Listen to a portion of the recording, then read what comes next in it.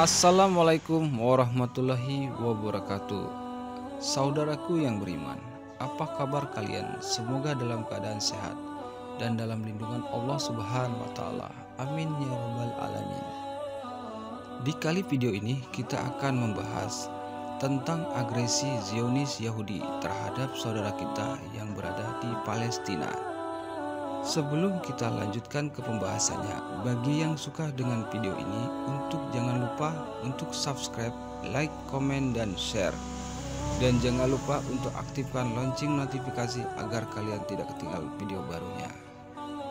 Sampai saat sekarang ini, konflik Zionis Yahudi dengan umat muslim di Palestina adalah isu kemanusiaan yang belum menemui titik damai. Akan tetapi, dari perilaku brutal Zionis Yahudi yang sering kita lihat di beberapa platform media sosial, tahukah kalian jika hal tersebut merupakan tanda ketakutan mereka kepada umat Islam? Saking takutnya lagi, mereka sampai menanam pohon gargat sebagai tempat bersembunyi. Lantas bagaimana mungkin sebuah pohon bisa melindungi mereka dari umat Islam? Tonton video ini terus hingga akhir agar tidak gagal paham dan tersesat. Dalam beberapa literatur sejarah, berdirinya Israel menjadi suatu negara dilatari belakangi oleh sebuah kepercayaan umat Yahudi yang disebut dengan konsep Eretz Israel atau Tanah Israel. Konsep tersebut semakin terwujud ketika Perang Dunia Pertama. Pasukan kolonial Inggris berhasil menguasai seluruh tanah Palestina. Tak lama kemudian, sebuah organisasi dikenal dengan nama Liga Bangsa-Bangsa menyetujui sebuah mandat Britania atas Palestina yang berisi pengakuan bahwa Palestina merupakan negara orang Yahudi. Akan tetapi, jika kita menelusuri lebih jauh lagi, mandat Britania atas Palestina bukanlah satu-satunya perjanjian kolonial Inggris yang merugikan rakyat Palestina. Pada tahun 1917, tanpa sepengetahuan para pimpinan Arab, dalam deklarasi asli Bal Inggris juga mendukung pembentukan kediaman nasional bagi orang-orang Yahudi di Palestina.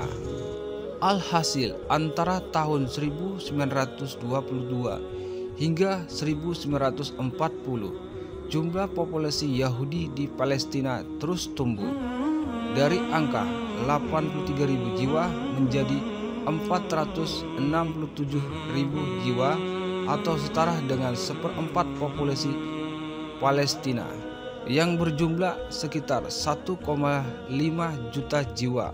Tak cukup sampai di situ. Dengan banyaknya jumlah imigran Yahudi yang datang ke Palestina,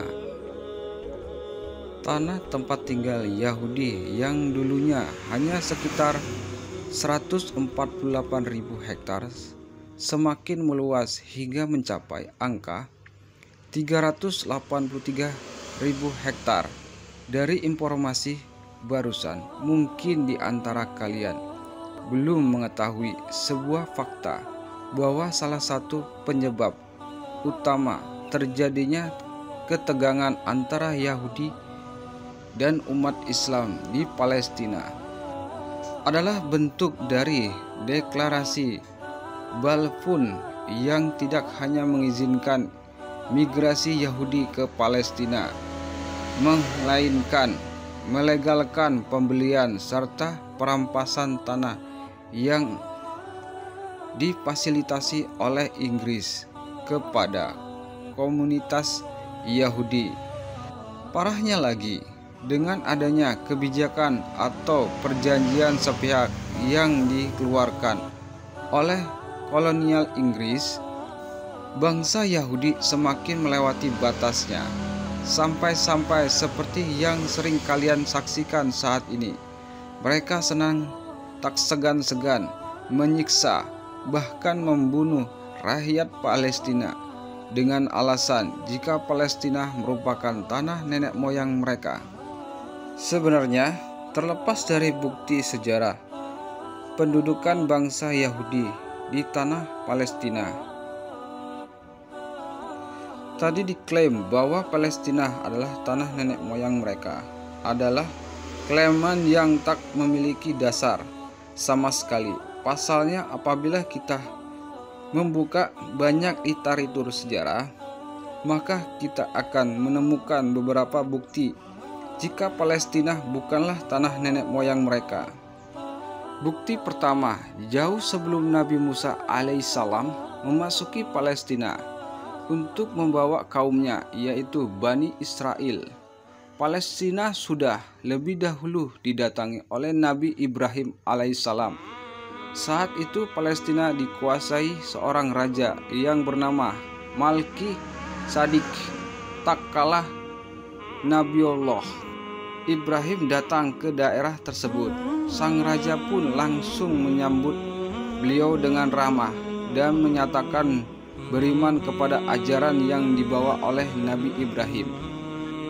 Menurut Mahdi Said dalam bukunya berjudul Sejarah dan Keutamaan Masjidil Aqsa dan Al-Quds, Malki Sadik merupakan keturunan salah satu suku Arab bernama suku Kan'an yang sudah mendiami Palestina sejak tahun 10.000 sebelum Masehi. Di sana sang raja bersama dengan rakyatnya membangun peradaban dan kebudayaan Arab. Tepat di kota Al-Quds, tak hanya di kota tersebut, daerah lainnya seperti Gaza, Jericho, dan Nablus juga tak luput dari perhatian Malki Sadik dalam membangun peradaban Arab. Hal tersebut dikuatkan oleh bukti kedua, di mana dalam Al-Quran Allah Subhanahu wa Ta'ala berfirman, mereka berkata, "Hai Musa, kami sekali-kali tidak akan memasukinya selama-lamanya selagi mereka ada di dalamnya. Karena itu, pergilah kamu bersama Tuhanmu dan berperanglah kamu berdua. Sesungguhnya kami hanya duduk menanti di sini saja." Al-Quran Surah Al-Maidah ayat 24.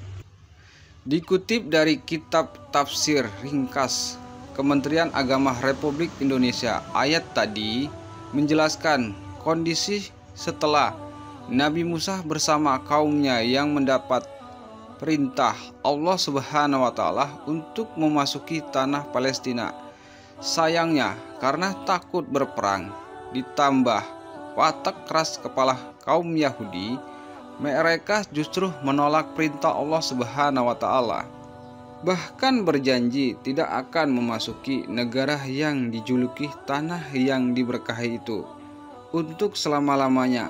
Dari dua bukti yang mengungkap bahwa Palestina bukanlah tanah nenek moyang kaum Yahudi, tentu sangat tak masuk akal bila selama beberapa dekade kaum Yahudi terlihat begitu berambisi menguasai Palestina.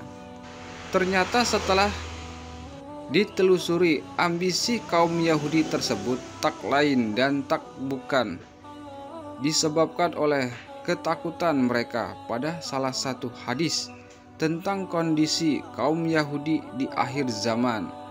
Bagaimana Rasulullah Shallallahu Alaihi Wasallam bersabda, "Tidak akan terjadi hari kiamat hingga umat Islam memerangi bangsa Yahudi.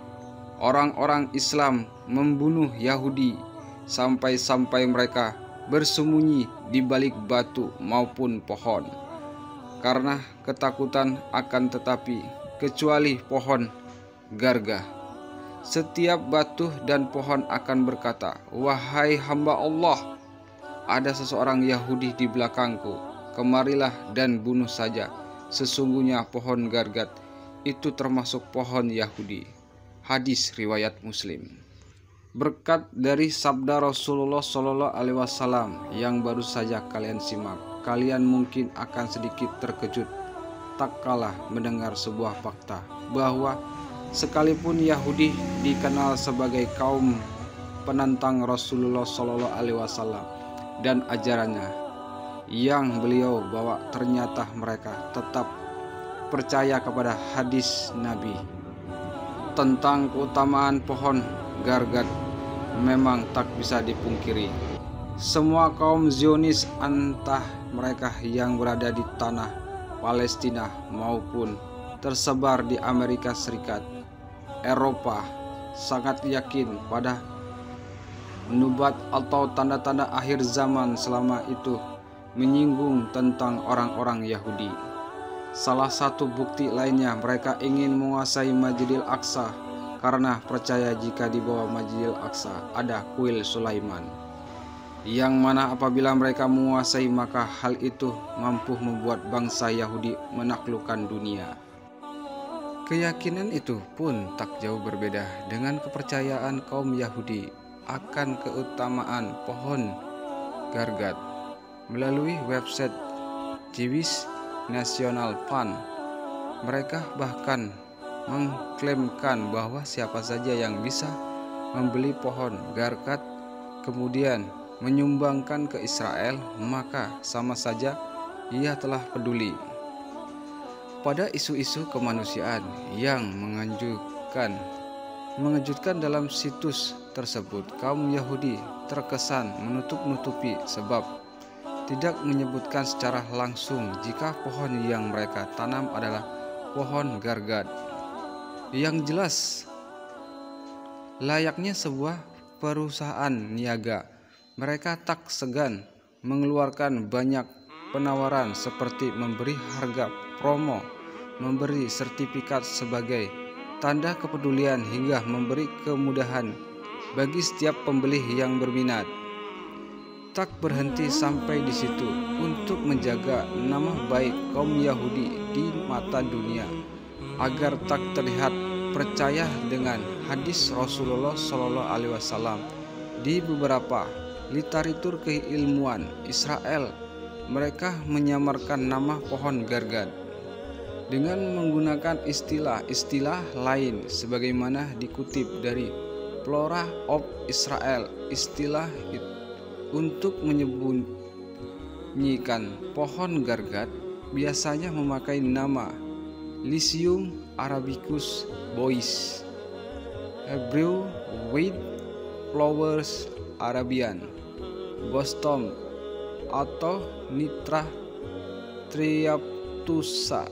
Padahal jika berdasarkan jenis dan bentuknya, tiga istilah Latin tadi semuanya sama-sama mengacu pada pohon gargat, sebagaimana tanaman semak belukar yang tingginya bisa mencapai 4 hingga 5 meter.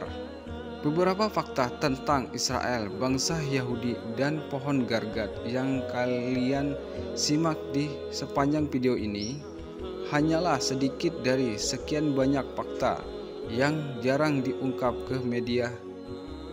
Meski demikian, dengan adanya aksi penanaman pohon gargat yang mereka lakukan semakin menjelaskan kepada kita bahwa semua sabda Rasulullah Shallallahu Alaihi Wasallam tentang akhir zaman bukan sekedar ucapan untuk menakut-nakuti, melainkan untuk menjadi peringatan bagi seluruh umat manusia. Saudaraku yang beriman, apa tanggapan kalian tentang pohon gargat yang menjadi tempat persembunyian bangsa Yahudi dari umat Islam kelak di akhir zaman? Wallahualam bissawab. Saudaraku yang beriman, terima kasih yang sudah menonton video ini hingga akhir. Semoga bermanfaat dan sampai jumpa di video selanjutnya. Wassalamualaikum warahmatullahi wabarakatuh.